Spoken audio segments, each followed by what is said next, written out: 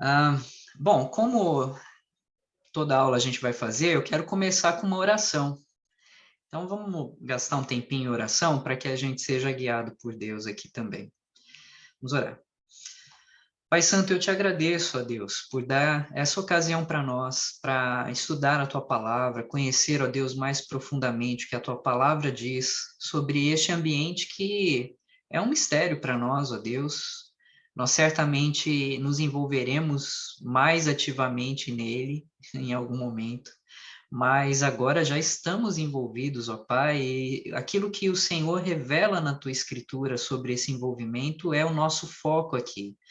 Mas precisamos, ó Deus, da tua direção, do teu Espírito nos guiando, para que, ó Pai, apesar de novidades que venham a aparecer, ó Deus, que elas sejam e sirvam somente para fortalecer o nosso coração na tua presença, para te amar mais, para te conhecer mais, para, ó Deus, te honrar mais, para reconhecer, ó Deus, a glória do nosso bendito Salvador de uma maneira mais poderosa, ó Deus, e mais brilhante diante dos nossos olhos. Então, permita-nos, ó Pai, que esse tempo de estudo e essas aulas que teremos aqui em outras ocasiões sirvam, ó Pai, para isso, sirvam para o nosso fortalecimento, não somente para ativar a nossa curiosidade ou para que nós nos satisfaçamos na nossa curiosidade, mas também, ó Deus, para crescer em fé e descansar, ó Deus, no teu poder e no Senhor, e saber que nós sim participamos de uma realidade dupla, uma realidade que nós não vemos com os nossos olhos físicos, mas nós vivemos intensamente ah, ainda agora, ó Pai. Então, nos permita conhecer mais sobre isso, nos ajude, ó Deus, em toda essa jornada e que em tudo, ó Deus, sirva para a honra e para a glória do teu nome. Obrigado a Deus por esses queridos que estão aqui, ó Pai, conosco. Eu oro também por aqueles que vão assistir depois essa gravação, que também sejam, ó Deus, abençoados da mesma maneira. Eu rogo a tua misericórdia, ó Pai, para que tudo corra bem com os equipamentos e nós possamos caminhar bem essa noite. Nós oramos em nome de Jesus. Amém. Bom, nós vamos tratar de algumas coisas aqui que elas não são tratadas geralmente no contexto da igreja com muita clareza, com muita facilidade. E eu penso que um dos motivos é porque, primeiro, falta um pouco de informação, talvez falta um pouco de cuidado em ver algumas questões, mas há muito preconceito nosso atual mesmo. Eu digo que a mente moderna tem um preconceito em relação a algumas questões sobrenaturais. Então, a gente precisa se perguntar, realmente eu acredito no que a Bíblia diz? E, assim, eu sei que parece uma pergunta estranha, mas é que a Bíblia diz algumas coisas que elas não são assim simplesmente fáceis de acreditar. Como eu falei, especialmente para a mente moderna. A gente está muito focado e a gente foi treinado a pensar no mundo material, nos termos do materialismo, e isso de alguma forma toca a nossa percepção cristã também. Então, a gente vive uma vida cristã um pouco desconectada dessa realidade sobrenatural, embora ela dependa exclusivamente da realidade sobrenatural, né? É claro que a gente crê que Jesus é Deus, que ele se encarnou, que ele veio à Terra, que morreu, que ele ressuscitou dos mortos. Nós cremos que há um Deus no céu, que é um Deus triuno, ele é todo-poderoso, criador de todas as coisas. Então, assim, eu estou partindo do princípio que todos nós temos essa fé, né? Que existe um Deus criador de todas as coisas. A gente crê nos milagres que aconteceram no Egito, como Deus resgatou o povo do Egito, abrindo caminho por meio do mar, que é algo fantástico, mas eu acredito que, de alguma forma, todo cristão tem uma certa facilidade para crer nisso. Mas há algumas coisas na Escritura que elas balançam um pouco com a nossa percepção e talvez com aquilo que nós realmente acreditamos, né? E eu vou dar um exemplo para vocês. Em 1 Reis, capítulo 22, a gente tem a história de um rei perverso, chamado Acabe. Ele quer unir forças com o rei de Judá para atacar um inimigo numa região chamada Ramote-Gileade. E o rei de Judá, ele quer ter um vislumbre, na verdade, do futuro, ele quer saber o que vai acontecer quando eles forem atacar aquela região. Então, os dois reis, eles se juntam e eles perguntam para os profetas de Acabe, no caso, o que vai acontecer e se eles podem atacar e tal. E os profetas de Acabe, eles dão um joinha para Acabe, eles são unânimes nisso. Mas esses profetas, eles estão dizendo só o que Acabe quer ouvir. E os dois reis sabem disso. Acabe sabe disso, o rei de Judá também. Então, eles decidem perguntar para um profeta de Deus, chamado Micaías. E o que ele diz não são boas coisas para eles, né? Eu vou compartilhar aqui a tela, porque o texto é 1 Reis, se você quiser achar na sua Bíblia, mas eu vou colocar aqui na tela também. O texto é 1 Reis, capítulo 22, verso 19 ao 23. Vocês conseguem ver? O texto diz assim: Ouve, pois, a palavra do Senhor. Vi o Senhor assentado no seu trono, e todo o exército do céu estava junto a ele, à sua direita e à sua esquerda. Perguntou o Senhor: Quem enganará Acabe, para que suba e caia em Ramote de Gileade? Um dizia desta maneira e o outro de outra. Então saiu um espírito e se apresentou diante do Senhor e disse: Eu o enganarei. Perguntou-lhe o Senhor: Com quê? E respondeu ele: Sairei e serei espírito mentiroso na boca de todos os seus profetas. Disse o Senhor: Tu o enganarás e ainda prevalecerás. Sai e faze-o assim. Eis que o Senhor pôs o espírito mentiroso na boca de todos estes teus profetas, e o Senhor falou que é mal contra ti. Então, veja, é curioso, não é? Eu vou deixar o texto aqui, porque primeiro ali você tem Deus assentado no trono e o exército do céu em torno dele. Mas, veja, Deus se encontra com um grupo, então, de seres celestiais para decidir o que vai acontecer na Terra? Isso é real? É isso mesmo que o texto está falando? E, sim, o texto está dizendo isso. Mas talvez a gente não pare para pensar nessas coisas, né? Olha, Deus tem um conselho com ele senta com este conselho para decidir algumas coisas. Deixa eu preencher com outros exemplos aqui. Em Judas, no primeiro capítulo, verso 6, o texto diz assim, Judas só tem um capítulo, né? Mas no verso 6 da carta de Judas diz assim: E a anjos, os que não guardaram o seu estado original, mas abandonaram o seu próprio domicílio, ele tem guardado sob trevas em algemas eternas para o juízo do grande dia. Então veja, o texto está dizendo que existem anjos que se rebelaram e que eles estão guardados sob trevas, esperando o juízo, né? Então, é isso mesmo? Deus enviou os anjos para uma prisão subterrânea? Então, veja, como eu disse, a Bíblia ela tem algumas coisas estranhas, especialmente sobre esse mundo sobrenatural invisível. Ah, é claro, eu conheci muitos cristãos que não têm problemas com os ensinamentos sobre o sobrenatural, que são menos controversos na Escritura, né? Como eu já falei, quem era Jesus, o que ele fez, né? Mas tem algumas passagens que deixam alguns cristãos um pouco desconfortáveis. Por exemplo, uma vez um pastor ele foi pregar uma série de sermões na primeira carta de Pedro, e quando ele chegou no capítulo 3, no verso 18 ao 22, ele chegou ali e disse assim, olha, eu vou pular esse trecho aqui da carta porque tem assuntos muito estranhos aqui. Então, o que ele quis dizer foi que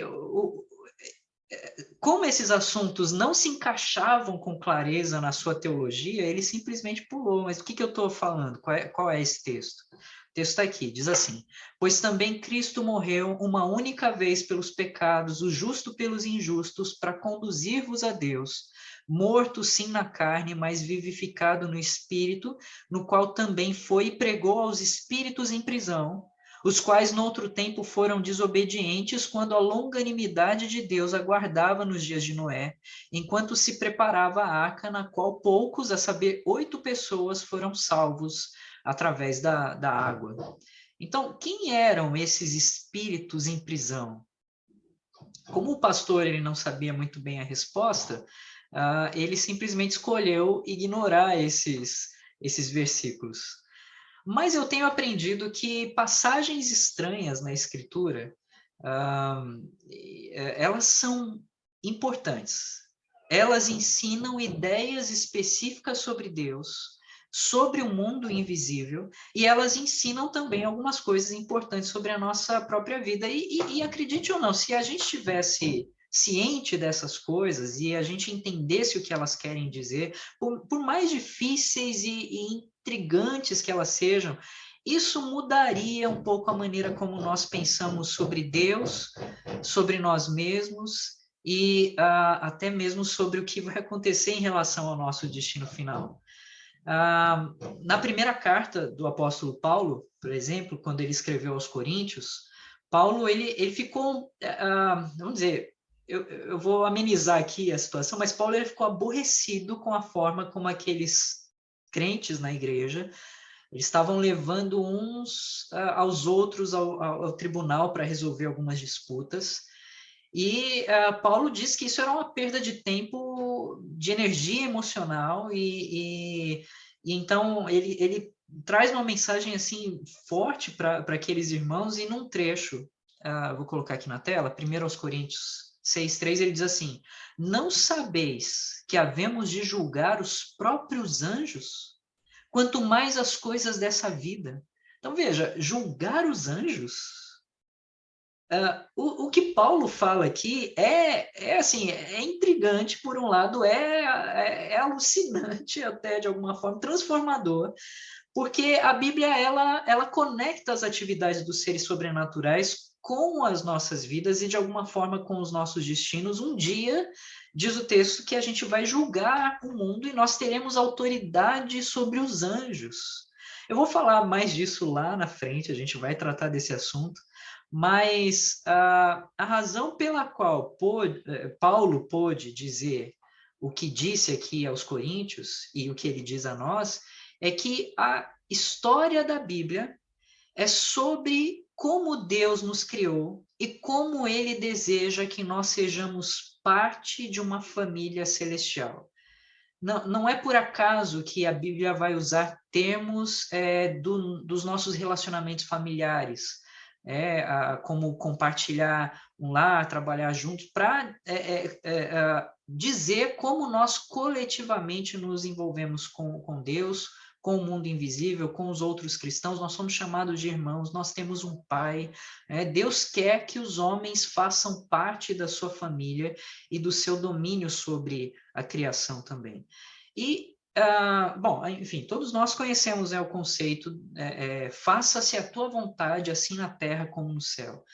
E isso que é extraído da oração que Jesus ensina para a gente. Então, desde o início, Deus queria criar uma família humana em um mundo perfeito que estivesse em conexão com a família divina. Ele já tinha um mundo espiritual invisível, a sua milícia celestial, a gente vai ver um pouquinho daqui a pouco sobre isso. Mas essa história, o objetivo de Deus, a sua oposição com os poderes das trevas, a queda do homem, o sucesso futuro e final, é sobre isso que a gente vai tratar nesse estudo. A gente vai caminhar desde o início de Gênesis até o último texto da Escritura, vendo como essa linha sobrenatural é traçada. Sobre como esses personagens sobrenaturais são revelados de alguma forma na Escritura. Agora, os membros desse exército celestial de Deus, eles não são periféricos, eles não são insignificantes, eles não estão relacionados à nossa história sem nenhum motivo. Eles desempenham um papel importante na história, e na nossa história também. Mas os leitores modernos da Bíblia costumam ler alguns textos e compreender esse mundo sobrenatural com algumas ideias que não são exatamente o que a Bíblia apresenta, né? Bom, mas a gente não vai perder o foco aqui, eu já vou voltar nisso. Eu disse no início, né? Você acredita realmente no que a Bíblia diz? E essa é uma boa pergunta para se fazer, porque há outras coisas aqui que eu quero mostrar para vocês. Por exemplo, no segundo livro dos Reis, o profeta Elias ele tem problemas, novamente, e um rei irado ele envia tropas para cercar a casa do profeta. E quando o seu servo entra em pânico, Eliseu, Elias diz, olha lá o texto, ele diz assim, não temas, porque mais são os que estão conosco do que os que estão com eles. E aí, antes que o servo, Eliseu, pudesse objetar alguma coisa, ele ora, Senhor, eu peço-te que lhe abra os olhos para que veja. E o Senhor abriu os olhos do moço, e ele viu que o monte estava cheio de cavalos e carros de fogo em redor de Eliseu. Eu falei Elias no começo, né? Na verdade é Eliseu e o seu moço aqui. A oração de Eliseu, ela é uma oração que eu faço para mim e para você também. Senhor, faça com que a gente veja, abra os olhos do nosso coração para, de alguma forma, ver pelo menos aquilo que o Senhor quer revelar na Escritura. Mas, no geral, as pessoas são fascinadas com o mundo sobrenatural, com o sobre-humano, né? Basta a gente pensar na história do entretenimento, né? Há milhares de programas de TV, filmes. Nas últimas décadas, a gente tem dezenas de séries, né, que falam sobre anjos, alienígenas, monstros, demônios, fantasmas, bruxas, magia, vampiros, super-heróis, né? Mutantes, né? Então, X-Men, Vingadores, Harry Potter, Superman, Fringe, Supernatural, Arquivo X, né? Há um monte de séries que tratam dessas coisas, e essas coisas, elas realmente, elas chamam a nossa atenção, elas se tornam populares. E por quê? Porque, de alguma maneira, o homem ele busca uma fuga, né, do seu mundo comum. Esse é um dos motivos, né? E essas coisas oferecem a gente um aspecto maior do que o mundo comum, né? Então, há algo sobre o bem versus o mal ampliado numa escala cósmica que emociona a gente de alguma forma. Então, lembrando lá da luta épica da Terra-média, né? Gandalf, Frodo, né? E companhia contra o Lorde das Trevas, Sauron, né? Na trilogia do Senhor dos Anéis, ela cativa leitores desde do momento em que Tolkien escreveu até os dias de hoje, né? Então, quanto mais sobrenatural o vilão, mais espetacular o triunfo também. Mas há outro nível também do motivo pelo qual as pessoas são atraídas, porque Deus colocou no nosso coração a eternidade. Há um aspecto da nossa condição humana que nos leva para além do aspecto físico. Há algo que nos conecta com o divino e a gente não pode escapar disso. Na verdade, todas as coisas na nossa vida apontam para a realidade divina e suprema. Paulo fala isso em Romanos, né, no primeiro capítulo, ele fala que as coisas, as características de Deus se revelam e o impulso é tão poderoso, a manifestação é tão poderosa que o que o homem faz no seu pecado, suprimir isso, porque as coisas estão lá. Agora, nós não pensamos, às vezes, na história bíblica como sendo uma história tão épica, assim como aquela que a gente encontra nos nos filmes e tudo mais, mas eu posso garantir para vocês que ela é a história mais épica, mais incrível e com os personagens mais fantásticos que qualquer homem poderia imaginar, e ela não é ficção. Embora a gente crie bastante ficção, né? Por exemplo, a gente tem uma visão do mundo sobrenatural muito limitada. Existem anjos, demônios e Deus. Acabou. Esse é o mundo sobrenatural. E a visão que a gente tem, às vezes, é que anjos têm asas, mas eu não quero desanimar vocês, mas anjos não têm asas. A Bíblia não fala de anjos com asas, né? Aí, mas não, mas tem ali os querubins e tal. Sim, os querubins são uma coisa, os serafins outras coisas, os anjos são diferentes, né? Ou a visão que os demônios não têm chifre, ou melhor, os demônios têm chifres, né? Tem cauda e coisas do tipo, né? Então, embora isso povoe um pouco a nossa imaginação desde a época lá da Idade Média para cá, né? A Bíblia ela vai tratar essas coisas de uma maneira um pouco diferente. E parece que, de algum jeito, por conta dessa visão, as pessoas perdem a grandeza do que realmente existe no mundo sobrenatural. Geralmente não chegam nos grandões do texto bíblico. Então, eu quero apresentar um pouco dos grandões aqui. E, na verdade, esse é o motivo dessa aula inicial. Eu estou jogando textos aqui, estou mexendo com a curiosidade de vocês. Eu, de propósito, estou dizendo que anjos não têm asas, né? Embora isso povoe a nossa imaginação, porque, só para adiantar um pouquinho, né? Coisa que a gente vai falar na próxima aula, anjo, na verdade, ele é um ofício. E quando um ser sobrenatural assume o ofício de anjo, ele não aparece com asas na escritura, né? Agora, existem outros seres. A gente vai falar de tudo isso.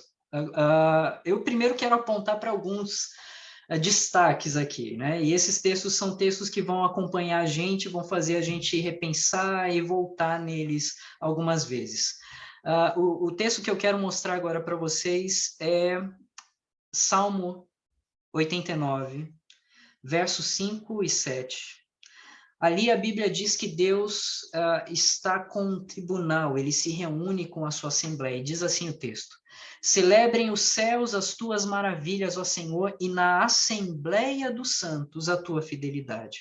Pois quem no céu é comparável ao Senhor? Entre os seres celestiais, quem é semelhante ao Senhor?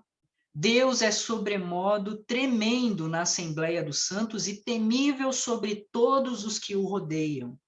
Então, veja, capture essa cena, porque essa cena vai ser importante para o que a gente vai ver por toda a Escritura. Deus, ele se senta com uma Assembleia Celestial. Aqui no texto é chamada de Assembleia dos Santos, né? E aí o texto ele clareia bem, dizendo: entre os seres celestiais, quem é semelhante ao Senhor? Então, há um Deus que, é claro, ele está ali em destaque, ele é o Senhor, ele é o Criador, ele é o Supremo, ele é o Juiz, mas existe uma assembleia de seres sobrenaturais que se sentam com Deus.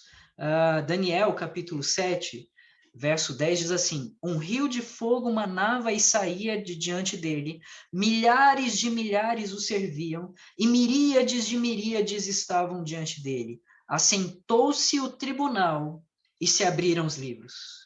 Então, veja, nos Salmos isso aparece, Daniel isso aparece, em vários outros textos da Bíblia, essa ideia de Deus se sentar num conselho e estabelecer o seu tribunal, isso aparece muitas vezes. Agora, se você pensar bem, isso é surpreendente, não é? Tem algumas coisas mais. Eu acho que esse, na verdade, é o salmo que me fez abrir os olhos para essas questões. É o Salmo 82. O Salmo 82, o verso 1, diz assim: Deus assiste na congregação divina, no meio dos deuses estabelece o seu julgamento. Então, veja, o que eu disse até então é que Deus tem um conselho, ele tem seres sobrenaturais, e agora aqui o Salmo 82 chama esses seres de deuses. no meio dos deuses, estabelece o seu julgamento. Isso é bastante surpreendente, não é? Eu, na verdade, fiquei chocado na primeira vez que eu realmente prestei atenção nesse texto.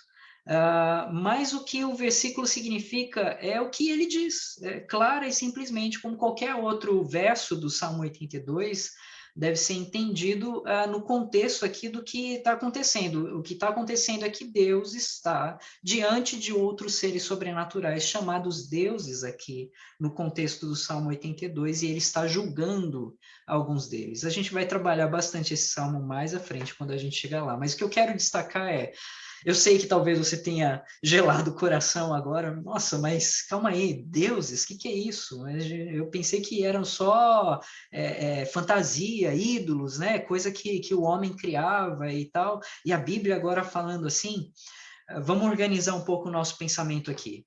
Existe uma palavra hebraica que é traduzida por deuses e a palavra é Elohim. Muitos de nós pensamos em Elohim em termos de se referir a Deus Pai, né? A um nome que se refere ao Deus Criador de todas as coisas. Agora, na Bíblia, esse termo ele tem um aspecto bem amplo. É um aspecto amplo no sentido de se referir a todo tipo de ser sobrenatural.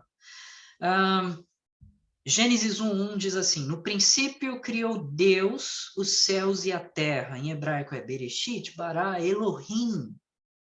Elohim é o termo que é usado ali para Deus. Então, veja, esse texto se refere ao Deus Criador. Agora, é curioso que em Deuteronômio 32, verso 17, diz assim: sacrifício ofereceram aos demônios, não a Deus. A deuses, Elohim, que não conheceram, novos deuses, Elohim, que vieram há pouco, dos quais não se estremeceram seus pais. Então veja que aqui, nesse texto, o termo Elohim está se referindo a demônios e não a Deus, mas chamando esses de deuses. Há um texto bastante curioso e que é motivo de muita disputa, né? Mas em 1 Samuel, quando a feiticeira ela tenta convocar pelo menos o espírito de Samuel, o texto diz assim: respondeu-lhe o rei, não temas, que vês? Então a mulher respondeu a Saul: vejo um Deus que sobe da terra, um Elohim que sobe da terra. Essa é a expressão usada. Então veja que o termo hebraico ele não se refere a um conjunto específico de habilidades que só Deus, o Deus Supremo, contém, possui. A Bíblia ela distingue Deus de todos os outros seres, de todos os outros deuses, de muitas maneiras, mas não faz a distinção em termos da palavra Elohim. Mas dentro do contexto a gente percebe uma clara distinção. Por exemplo, a Bíblia ordena a esses deuses, ou a esses Elohim, para ficar para vocês pegarem bem o que eu estou dizendo aqui, que adorem o Deus da Bíblia. Né? Por exemplo, a gente tem o Salmo 29, que diz assim: tributai ao Senhor, filhos de Deus, tributai ao Senhor glória e força. Ué, mas onde é que está deuses aqui? Daqui a pouquinho eu vou falar sobre a expressão filhos de Deus. Mas essa expressão é importante. Tributai ao Senhor, ou seja, glorifiquem a Deus, honrem ao Senhor, a Yahvé, ao Criador, ao Deus Supremo, glória e força. Então, todos esses seres sobrenaturais são chamados a adorar a Deus. E não só isso, Deus é o Criador e o Rei deles, né? Salmo 95, verso 3 diz assim: porque o Senhor, ou no termo hebraico, Yahvé, é o Deus, é o Elohim Supremo, e o grande rei acima de todos os Elohim, de todos os deuses. Ele é o Senhor Supremo e o grande rei acima de todos os deuses. E o Salmo 148, verso 1 ao 5, diz assim: aleluia, louvai ao Senhor do alto dos céus, louvai-o nas alturas, louvai-o todos os seus anjos, louvai-o todas as suas legiões celestes, louvai-o sol, lua, louvai-o todas as estrelas luzentes, Louvai o céu dos céus e as águas que estão acima do firmamento. Louvem o nome do Senhor, pois mandou ele e foram criados. Ou seja, anjos, legiões celestes, sol, lua e todo o aspecto que o povo na época via também como seres sobrenaturais de alguma forma, todos eles foram criados por Deus. Então há uma clara distinção na escritura entre Elohim, criador, e os outros tipos de seres sobrenaturais, também chamados Elohim. O Salmo 89, versos 6 e 7 diz assim: pois quem nos céus é comparável ao Senhor? Entre os seres celestiais, quem é semelhante ao Senhor? Deus é sobremodo tremendo na assembleia dos santos e temível sobre todos os que o rodeiam. Então, quem é como o Senhor? Quem é comparável ao Senhor na Assembleia Celestial, na Assembleia dos Santos? Primeira de Reis, primeiro livro dos Reis, diz assim: e disse, ó Senhor, Deus de Israel, não há Deus como tu, em cima nos céus, nem embaixo na terra, como tu que guardas a aliança e a misericórdia a teus servos, que de todo o coração andam diante de ti. Né? E o Salmo 97, verso 9 diz, pois tu, Senhor, és o Altíssimo sobre toda a terra, tu és sobremodo elevado acima de todos os deuses, acima de todos os Elohim. Então, os escritores da Bíblia, eles são bastante francos e bastante claros quanto ao fato de que o Deus de Israel é incomparável, ele é o Deus dos deuses, é o termo que você vai ouvir algumas vezes na escritura, né? Deuteronômio 10, 17 diz, pois o Senhor vosso Deus é o Deus dos deuses e o Senhor dos senhores, o grande, poderoso e temível que não faz acepção de pessoas nem aceita suborno. E o Salmo 136, rendei graças ao Deus dos deuses, porque a sua misericórdia dura para sempre. Então, esses seres do Conselho dos Santos, eles são reais.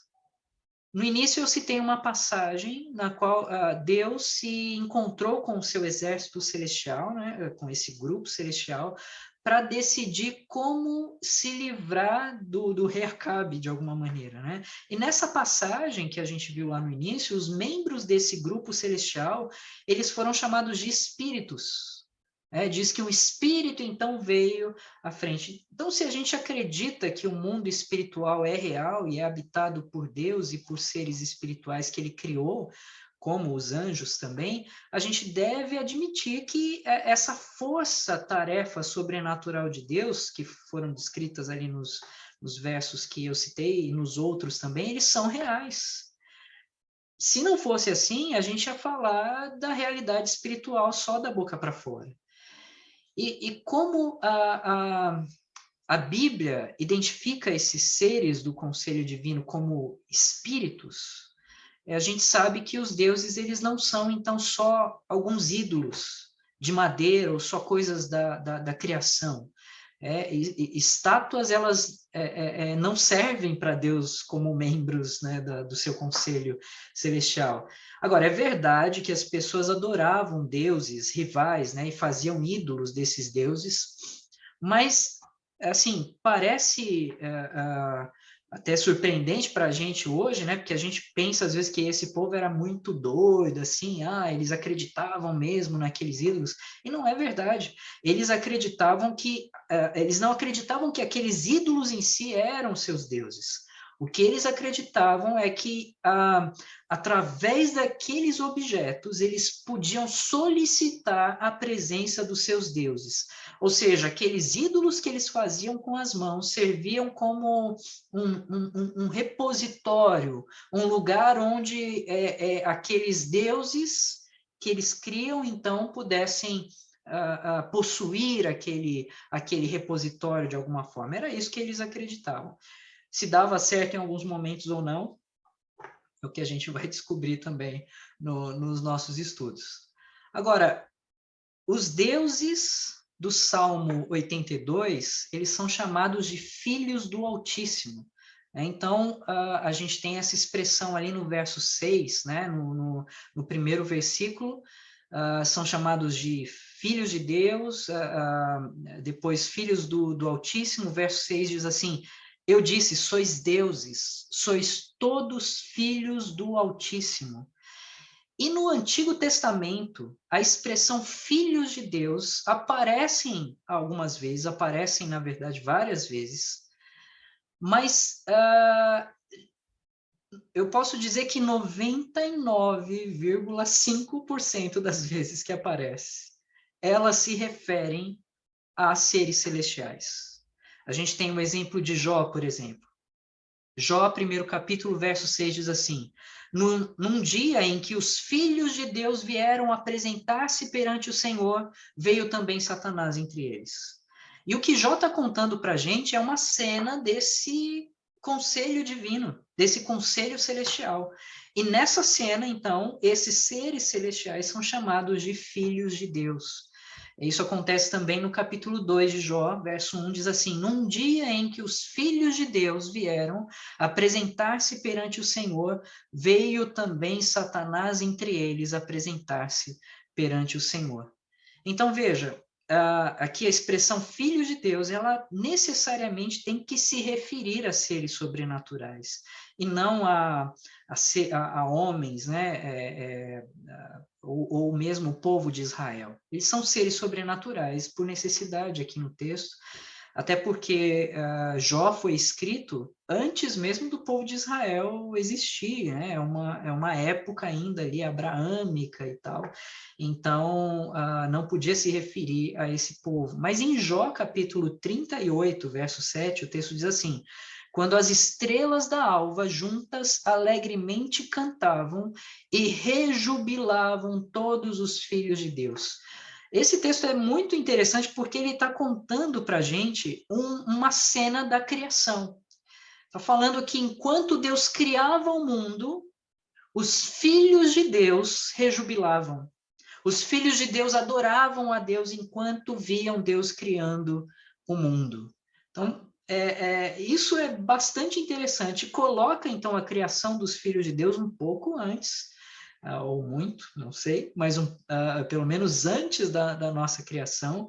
E o que é notório é que Deus chama esses seres espirituais de filhos.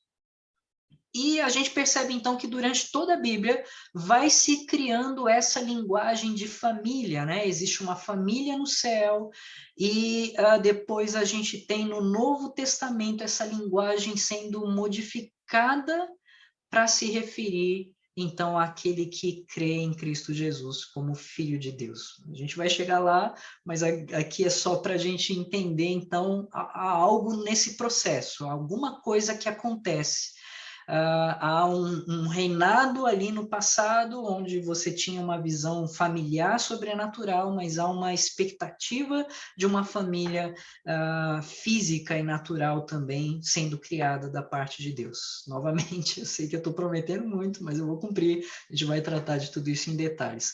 Agora, os filhos de Deus, eles também são seres ali, no caso no Antigo Testamento, que tomam decisões, né? A gente viu lá em 1 Reis 22, e em muitas outras passagens que os negócios de Deus envolviam a interação com esses seres, as decisões conjuntas ali e decisões que elas influenciavam, elas interagiam com a história humana.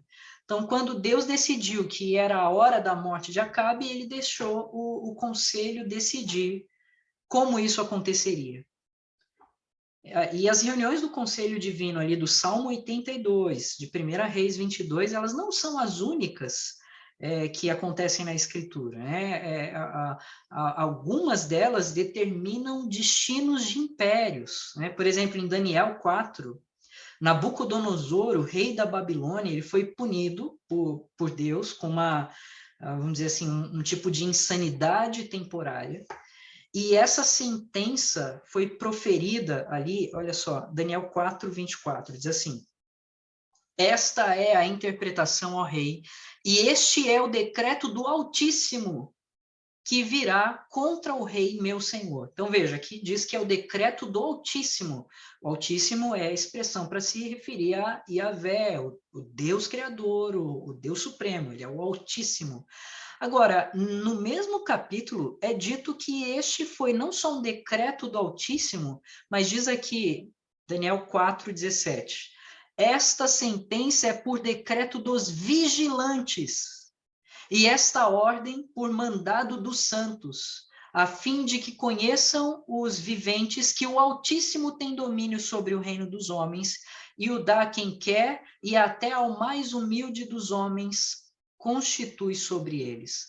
Agora a gente tem uma nova expressão aqui que vai se tornar também importante: vigilantes.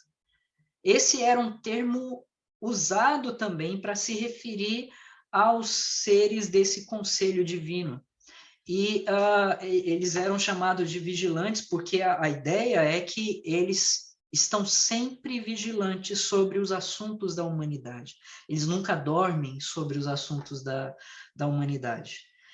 Então, essas cenas bíblicas das sessões do conselho divino, elas nos dizem que esses membros do conselho, eles participam de alguma forma do governo de Deus. Em pelo menos alguns casos, Deus decreta o que ele quer que seja feito e então ele dá liberdade para que esses agentes sobrenaturais decidam como isso vai acontecer. Entende? Foi o caso lá de alguns textos que nós lemos anteriormente, né? Então, a Bíblia também vai nos dizer que os anjos também participam do conselho de Deus, como eu já falei, nas línguas originais, o termo traduzido por anjo, no Antigo e no Novo Testamento também significa mensageiro. Então, a palavra anjo, como eu falei, e volto a repetir, é basicamente uma descrição de um ofício. Os anjos, eles eram aqueles que entregavam mensagens para as pessoas. E a gente vai aprender mais sobre os anjos, os seus deveres, né, e os deveres de outros membros do conselho também, mais adiante. Mas por que tudo isso importa? Talvez a sua reação a essas coisas seja, olha, uau, isso aqui está mexendo comigo porque eu nunca tinha percebido esses detalhes. Talvez você fique um pouco, e aí, o que é então? O que acontece? Esse pastor está prometendo muita coisa. Mas eu vou mostrar para vocês. Mas há alguma forma que isso influencia a nossa vida cotidiana também, porque a gente vai perceber durante os nossos estudos que o propósito de Deus é criar um conselho terreno também, um conselho divino e um conselho com os seres humanos. Esse era o propósito de Deus na criação. Agora, essa aula em particular, ela foi para jogar tudo isso diante de vocês, é colocar que existe essa administração cósmica, que existem esses seres, que alguns textos dão alguns insights e algumas descrições desses seres, que existe mais do que anjos e demônios no ambiente sobrenatural, e que essas situações todas se tratam de um, vamos dizer assim, de um grande negócio familiar. Deus é o criador e pai de todas as coisas, ele é o criador e pai de seres sobrenaturais, mas a gente vai ver como alguns desses seres se rebelam contra Deus e criam uma tremenda confusão, como isso distancia também o homem de Deus e impede por um momento que Deus estabeleça o seu conselho com duas famílias, celeste e a humana, e como então Deus promove uma maneira de reestruturar isso através de alguém que ele envia.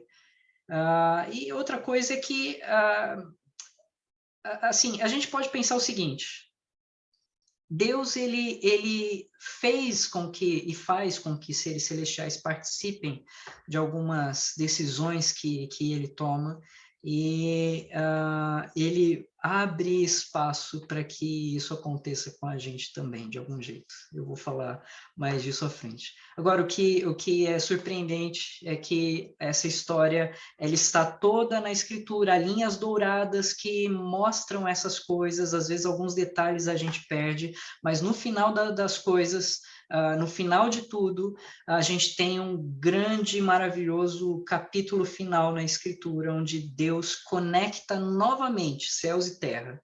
E então ele faz com que haja uma grande família, uma família que envolva não só seres sobrenaturais, mas seres humanos também, e a gente vai ver novamente como tudo isso se desenvolve.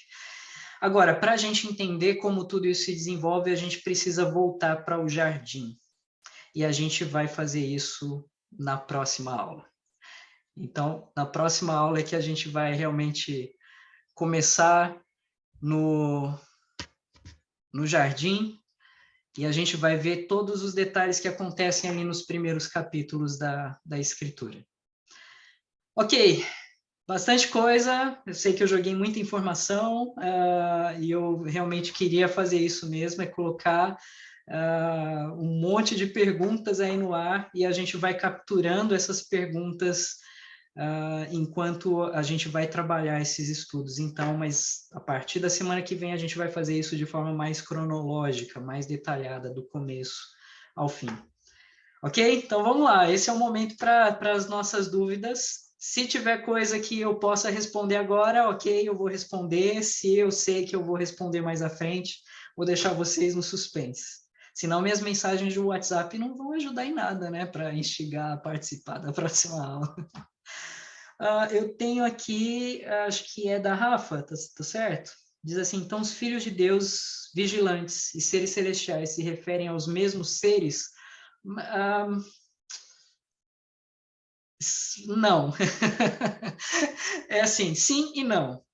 Alguns termos aqui são ofícios, outros termos eles são na verdade, assim, de uma forma geral, a maioria dos termos são ofícios também. A gente vai ver ali também querubins, serafins, e a gente vai perceber como esses termos eles se apresentam como ofícios em algum momento, especialmente pela cultura antiga, né? Mas se a gente pode dizer que existe uma diferença, existe. Existem seres que se apresentam de formas animalescas até nesse ambiente sobrenatural. E aí sim, asas e tudo mais, formas serpentinas, mais... eu acho que é isso mesmo, seres em formas serpentinas também aparecem nesse ambiente sobrenatural, então há distinção entre eles, há diferença entre eles, de alguma maneira. E alguns detalhes a gente vai ver à frente. Então, existem diferenças, mas a gente vai caminhar pelos detalhes depois. Mais alguma pergunta? Sim, tem uma aqui. Incluindo os reis e deuses citados. Tá. Você quer falar um pouquinho, Rafa? Não, na verdade, eles fazem a mesma pergunta. Eu perguntei se filhos de Deus, vigilantes, seres celestiais, reis e deuses, todos eles se referem aos mesmos seres celestiais. Porque quando eu imagino uma assembleia de seres sobrenaturais, eles estão discutindo, o futuro da humanidade. E todos eles, de certa forma, vigiam o que está acontecendo na Terra. Então, eu entendo que essa assembleia é uma assembleia de vigilantes. Então, todos eles são assembleia. E todos eles são filhos de Deus. Aí eu fico meio perdida. Eu fico assim, tá bom, mas vigilante é um ofício, anjo é um ofício. Mas esses... que, pelo menos no texto de Jó, a gente tem um contexto em que alguém está de fora e então entra na Assembleia. A gente tem ali a figura, o termo usado é Satanás. Existe uma discussão, eu vou falar dessa discussão porque eu acho que eu não vou entrar nesse ponto, né? Eu, particularmente, acredito que seja o Satanás que se refere no Novo Testamento também. Mas há uma grande discussão em torno disso, porque Satanás também é um ofício, e é um ofício de acusador. E o que eu estou levantando aqui é que, e alguns estudiosos levantam, é que pode ser que aquele ser que entrou na discussão da Assembleia no livro de Jó, ele esteja na sua função de acusador, e ele não seja propriamente o Satanás, como a gente conhece o grande inimigo do homem que fez Eva cair, Adão e Eva caírem em pecado e tal. Então, é uma possibilidade, é uma possibilidade. Pode ser que seja um ofício no caso ali, e ele então entra para atuar no seu ofício dentro da Assembleia, né? E é uma disputa sobre isso, sobre se é Satanás mesmo ou se é alguém desses seres no ofício. Agora, se é alguém, ou mesmo sendo Satanás, ele está de fora e ele participa. E a Bíblia vai, em alguns momentos, definir mesmo, assim, até em termos de números, aqueles que estão reunidos em torno, seres que são protetores do trono, e aí você tem uma distinção de proteção de trono e seres que participam ativamente do juízo, então você tem uma certa distinção acontecendo ali. Mas, como eu falei, detalhes específicos mais à frente. Aguardo. Obrigada. Mais alguma pergunta, gente? Não fiquem tímidos, não, hein? Aí é que o negócio esquenta quando a gente questiona aqui. Deu para entender, então, sobre principalmente a ideia de conselho, a ideia de um conselho divino? Isso vai aparecer muitas vezes. Aliás, essa é uma figura para o povo antigo muito, muito rica e muito vívida na mente deles. E essa ideia de conselho, depois a gente vai expandir esse princípio, ela nos revela que o ambiente sobrenatural é muito mais complexo do que a gente imagina. E na verdade, e aqui eu vou jogar talvez um salzinho a mais aqui, né? Eu posso dizer que, assim, o mundo físico, o nosso mundo, o mundo material criado por Deus, ele é, de alguma maneira, um reflexo do mundo sobrenatural. Ele reflete, de alguma forma, a existência e as coisas que acontecem e se desenrolam no ambiente sobrenatural. Por que eu estou dizendo isso? Também coisas que a gente... Estou prometendo aqui demais, né? Mas coisas que a gente vai ver com detalhes mais à frente. Ok? Eu tenho uma pergunta. Pode falar, Michael. Não sei se vai estar mais para frente do curso, provavelmente vai estar, né? Mas é que eu estava pensando aqui no propósito do conselho, porque Deus é onisciente, ele é conhecedor de todas as coisas. Então, qual que seria o propósito dele ter um conselho? Para que ele precisaria de ser aconselhado? Esse é um aspecto maravilhoso, assim, para discutir, porque, sim, Deus não precisa de ninguém, Deus não precisa de nada.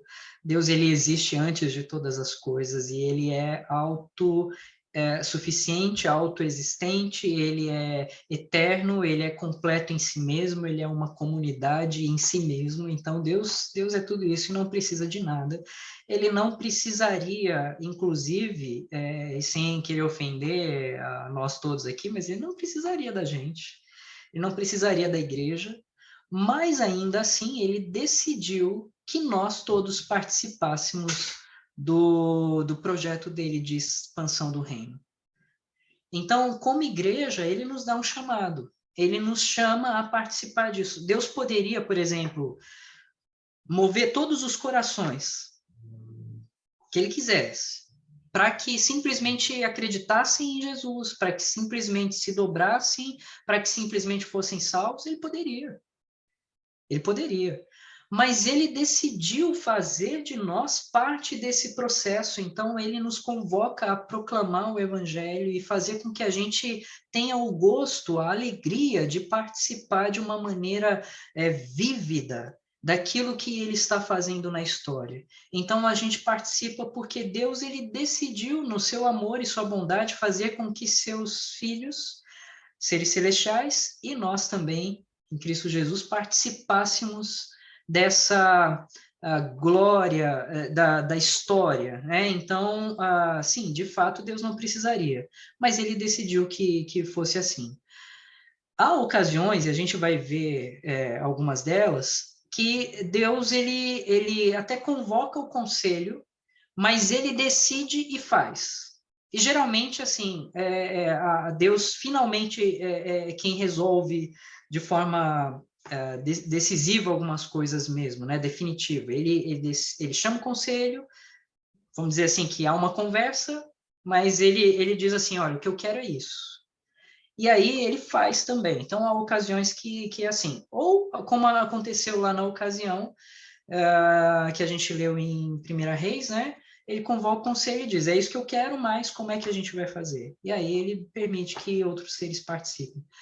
Por quê? Porque ele é um Deus, né, glorioso, cheio de misericórdia e graça, e quer que a gente viva a experiência de sermos honrados em participar daquilo que ele decide participar. Então, ele simplesmente nos honra com aquilo que ele tem, né? Com a honra que ele tem, e nos coloca assentado nos lugares celestiais com ele, né? Nesse sentido. Ok? Mais alguma pergunta? Pastor, nessa forma sobrenatural e na explanação que o senhor deu, não seria nosso Deus injusto, então, ele ter criado seres celestiais e seres humanos, os quais ele decidiu que serão para o tormento eterno? Eita perguntinha, hein? Eu acho que esse assunto vai se desdobrar melhor quando a gente tiver mais informações, especialmente, deixa eu ver, das duas próximas aulas, talvez. Eu acho que ali esse assunto se desdobra melhor. Eu acho que eu vou, então, segurar isso para depois. Porque se eu simplesmente responder de pronto assim, talvez faltando informações, simplesmente a gente fique, como assim e tal? E aí eu vou ter que levantar as informações para a gente seguir em frente, né? Mas, então vamos deixar essas duas próximas aulas, quando a gente vai voltar para o Éden, quando a gente vai trabalhar o que acontece na queda, e a gente talvez consiga mais informações para, então, em cima delas, a gente construir essa resposta. Tá certo. Bom? Mais alguma pergunta, gente? Então, Daniel 4, 17, ele fala sobre o sonho que Nabucodonosor teve, certo? Uhum. Então, depois Daniel explicou para ele o que significava o sonho dele. Sim. Aí você leu lá que no 17, não me lembro mais, tudo 24. Bem? 24. Uhum. Não, no 4, 17. No 4, 17. Eu li inicialmente no 4, 24, deixa eu ver. No 4, 24, né? Esta é a interpretação ao rei, este é o decreto do Altíssimo. Não, aí depois eu voltei no 17 e li, esta sentença é por decreto dos vigilantes. Isso, que aqui ele fala sobre o sonho de Nabucodonosor, né? Isso mesmo. Que se ele não fizer o que Deus mandar, Deus vai cobrar dele conforme o sonho dele, certo? Uhum. Mas, o que significava este anjo? Peraí. O anjo que... você está dizendo dos vigilantes? Isso. Essa é a sentença dada pelos anjos vigia do céu, a fim de que todos saibam que o Deus Altíssimo domina todos os reinos do mundo. Então, esse é mais um dos textos que eu quis levantar aqui para mostrar que Deus ele tem um conselho para essas decisões. Então, eu li que o mesmo decreto aqui no texto, ele se refere a ser um decreto de Deus. A gente vê lá no verso 24. Mas antes ele já tinha dito que era um decreto dos anjos. Então, como é que a gente constrói essa ideia? É porque, de fato, Deus compartilha essa sentença com esses seres sobrenaturais. No caso aqui, algumas versões colocam, né, os anjos vigias, né? Eu acho que é isso, né? Os Isso. anjos vigias, né? Mas é muito importante a expressão vigilantes. Por que que é importante? Porque a gente vai ver, aí aqui eu estou dando spoiler, mas tá bom. A gente vai ver o seguinte: existem alguns textos que foram escritos no período entre o Antigo e o Novo Testamento, que são chamados de textos do Segundo Templo. Esses textos, eles revelam muito da cultura dos judeus. E esses textos falam muito dos vigilantes. E eles usam essas expressões. Eles nomeiam alguns dos vigilantes, inclusive. Então, assim, a gente pode confiar completamente naqueles textos? Não, como a gente confia na Escritura. Exato. Mas, ao mesmo tempo, a gente tem ali um registro do que o povo pensava e do que o povo, de alguma forma geral, acreditava. E alguns desses textos, inclusive, são usados pelos próprios autores da Escritura depois, no Novo Testamento. Então, o Novo Testamento é cheio de referência, por exemplo, ao livro de Enoque. Cheio de referência. Há um registro de possivelmente 120 referências ao livro de Enoque, que não é um livro que é inspirado, eu não considero inspirado, e a maioria dos cristãos também não. E na história da igreja não se considera um livro inspirado, embora algumas pessoas tenham, não, mas esse livro, porque é citado por Pedro, é citado por Judas, né? Jesus usa expressões do livro e tal, então ele deve ser inspirado. Não necessariamente, eles estão usando ali aquilo que era parte da cultura. E na cultura da época, essa visão dos vigilantes era muito clara, né? De que eram seres de autoridade suprema. Eles estavam, nesse caso, acima dos anjos, porque aí é que está aquilo que eu falei, né? Os anjos, eles são propriamente um ofício, e o ofício eu vou trazer a mensagem do Senhor, eu vou enviar a mensagem do Senhor.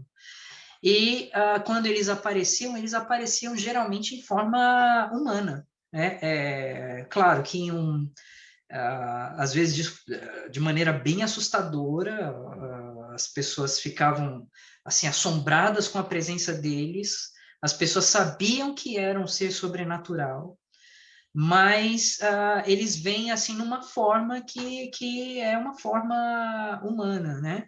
Agora, em relação aos vigilantes, nem sempre aparecem em forma humana, eles aparecem também em outras formas. E então, nesse caso, também mostra aí alguma autoridade especial da parte deles também. Pastor, assim, não sei se é pedir demais, né? Mas, tipo assim, é que nem você leu aqui no versículo 17, eu sabia do que se tratava o versículo referente que o senhor leu. Mas eu não sei se a Rafa ou se outras pessoas entenderia sobre o que o senhor leu aqui no verso 17. Aqui ele fala do sonho de Nabucodonosor. Quando, se for possível, é claro, que o senhor for falar assim algum versículo relacionado ao seu estudo, que o senhor colocasse assim, olha, esse versículo se trata de sonho do rei, tal, que Deus deu essa revelação a ele, e isso fala sobre isso. Para que algumas pessoas entendam melhor o que o senhor está falando. Entendi. Porque, por exemplo, a Rafa, não sei se ela sabe sobre o sonho do Nabucodonosor. Aí ela vai falar assim, meu Deus, o que está acontecendo? Eu não sei eu não sei do que se trata isso. Entendeu? Entendi. Porque, assim, que fica mais claro para a pessoa entender sobre o que o senhor está lendo, entendeu? Olha, está relacionado sobre isso, isso e isso. Que aí fica mais fácil para estudar. Não, eu Obrigada. agradeço a direção, assim, mas só para explicar, o que eu fiz hoje foi apontar de propósito vários textos na Escritura, de forma aleatória até, com um único objetivo, mostrar que existe um conselho sobrenatural, que existem esses seres que são distintos de alguma maneira, que eles aparecem na escritura. Esse era o meu objetivo. Então, o meu objetivo não era propriamente falar das histórias por trás do que estava acontecendo ali. A gente vai voltar nessas histórias em algum momento. Então, a partir de agora, a gente vai tratar mesmo dos pontos mais pausadamente, e aí a gente vai focalizar, né, o que está acontecendo naquela ocasião, naquela circunstância. Sim, a gente vai fazer isso. Mas agora, nesse primeiro momento, foi mesmo assim, para jogar tudo isso diante de vocês. Falar, ó, tem isso, tem isso, tem isso, tem isso. E eu sei que todo mundo pode ter ficado aí meio, né, o que está acontecendo e tal, mas é de propósito. Só os fortes vão ficar. Porque aí só fica mais fácil, né, de entender o contexto do seu estudo. Não, certamente a gente vai fazer isso, né? E a gente vai, como eu falei, na próxima aula a gente vai tratar sobre o jardim, e eu sei que tem coisas bem interessantes ali sobre o jardim, bem surpreendentes também, e talvez a gente tenha uma visão mais clara, não só pelo texto de Gênesis, mas por outros textos que também falam do jardim, e do que acontece ali na Escritura. E isso cria para a gente pelo menos no nosso imaginário, né? No nosso imaginário, assim, que, nossa, era maior, era mais intenso do que realmente a gente vê nas figurinhas às vezes, de escola dominical e tal, né? Que a gente tem. Que são verdadeiras também, mas elas não contam tudo, né? Tem coisas a mais ali acontecendo e a Bíblia fala dessas coisas. Eu vejo uma mão... Rafa, aqui. Pastor, o senhor acha que seria interessante, é que eu fiquei agora curiosa, né, com o livro de Enoque, seria interessante, sei lá, buscar mais informação a respeito, ou é muito sair muito do, assim, pessoalmente, ou sair muito do estudo, tirar o foco do estudo, porque eu realmente fiquei interessada em saber um pouquinho mais a respeito do livro, só que não sei se eu começo a ler, porque eu não quero desviar meu foco do estudo, entendeu? Eu não quero começar a deixar meus pensamentos muito bagunçados, então não sei. Vamos fazer assim, eu vou citar o livro de Enoque em algumas ocasiões para a gente ver como alguns termos que existem lá aparecem na escritura também. Então, em algumas ocasiões eu vou citar. Eu diria que talvez assim seja melhor, pelo menos entender um pouco da história. Depois que a gente passar ali de Gênesis 6 e Gênesis 11, depois que a gente passar desses momentos mais críticos em Gênesis, aí eu acho que tudo bem, dá para ler o livro de Enoque mais facilmente, porque ele já conta ali dessas histórias mesmo. Ele começa, pelo menos o primeiro livro, né? Ele começa assim, nessas histórias, mas se a gente não tiver uma base bíblica mais firmada, assim, do que está acontecendo, talvez a gente se perca um pouco, né? Então, eu sugeriria segurar um pouquinho, mas depois eu vou tentar, de alguma forma, trabalhar essa curiosidade com o livro de Enoque, que é bem curioso, bem interessante o livro. Ele é um dos livros que mais fortemente revela assim, o pensamento do judeu, né, em relação ao passado e em relação também a como eles pensavam as questões sobrenaturais no Novo Testamento. Então, quando o Novo Testamento usa as figuras, as linguagens, as palavras, o livro de Enoque trouxe uma riqueza cultural para que eles usassem isso.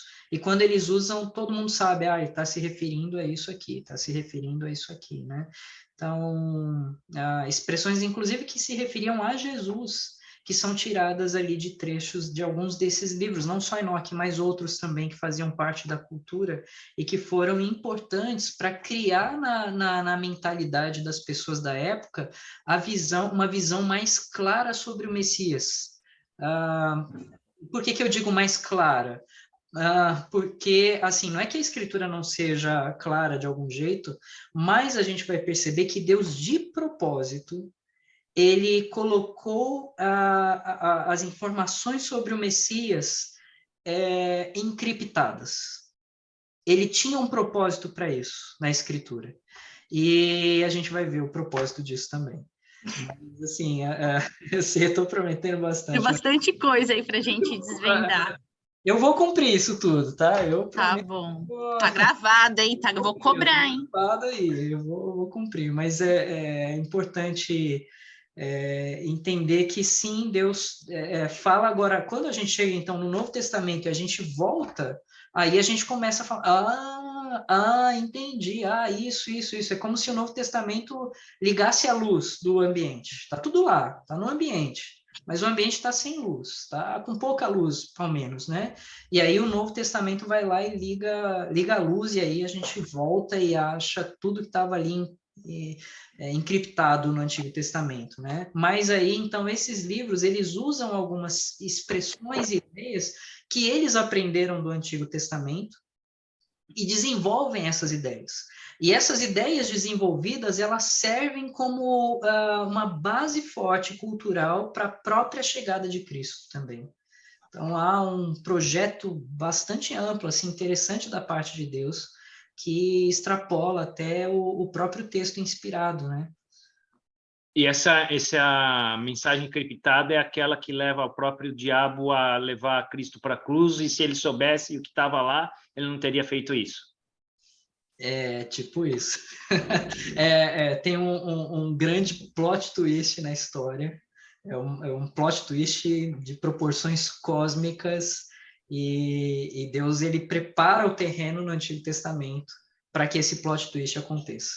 E aí, quando acontece, assim, é incrível, porque resolve um monte de coisa de maneira definitiva e de uma maneira muito inesperada também, né? Então, sim, é por isso que Deus coloca a mensagem no Antigo Testamento, ele vai falando, mas nem sempre, né? Porque é aquela figura, até Isaías fala, né, que, olha, tem olhos, mas, ainda que tenham ouvidos, não ouvem. Não, peraí, eu estou confundindo os textos aqui. Eu sei que Jesus usa a expressão de Isaías, estou tentando lembrar Isaías por meio do Novo Testamento, né? Mas Jesus usa as expressões de Isaías lá, quando ele fala das parábolas, né? Que embora ouçam as parábolas, não entendem, né? Não recebem com o ouvido, embora vejam as coisas que vêm, não veem de fato e não creiam, né? Então, tentando lembrar do texto aqui, mas Jesus usa Isaías para se referir a isso, e outros profetas também, e essa era mesmo uma mensagem no Antigo Testamento. Deus estava ali mostrando algumas coisas que alguns podiam ver, outros não iam ver, e de forma proposital.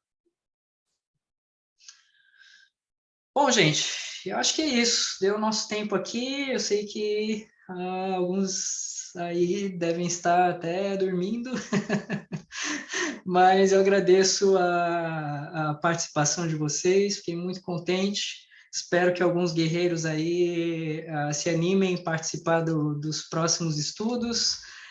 Tem algumas coisas, como eu falei, surpreendentes, difíceis, e eu acho que toda semana a gente vai ver alguns detalhes que antes a gente não conseguia enxergar com clareza, né? Então, minha expectativa é que gere em vocês essa curiosidade, tá bom?